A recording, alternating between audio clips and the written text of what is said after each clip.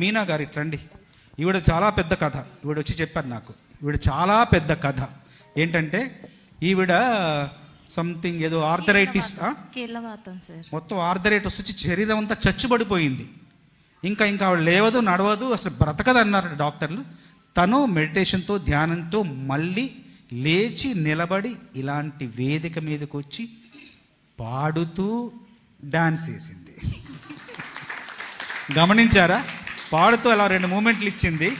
అది ఎంత సంతోషం కలిగిందంటే నాకు. అంటే మూమెంట్లు ఇచ్చినప్పుడే ఒక గృహిణి ఇలా వచ్చి పాడుతున్నప్పుడు నేను ముచ్చటపడి పిలిచి అడుగు మాట్లాడుతుంటే, కాదండి నాది కథ వేరు అని చెప్పి మొత్తం చెప్పేసరికి, బాబోయ్ స్ఫూర్తినిచ్చేది నా పాటలో, ఇంకొకరి పాటలో, ఇంకొకరి సందేశంలో కాదండి, మన మధ్యలో ఉన్న మనలాంటి వాళ్ళ జీవితాలే మనకు స్ఫూర్తినిస్తాయి.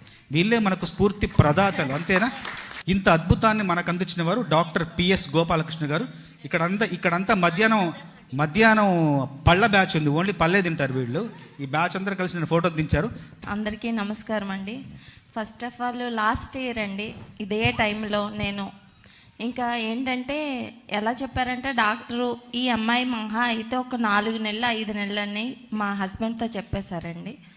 అయితే మెడిటేషన్లోకి వచ్చిన తర్వాత మెడిటేషన్ అనేది తెలుసు అందరికీ, రోజు చెప్తుంటారు. కానీ ఏదైతే ఆ మెడిటేషన్ నేను ఇంప్లిమెంట్ చేసినప్పుడు అసలు గ్లాస్ నీళ్ళు కూడా పట్టుకొని తాగలేని దాన్ని. అలా మా ఆయన అన్నీ చేశారండి.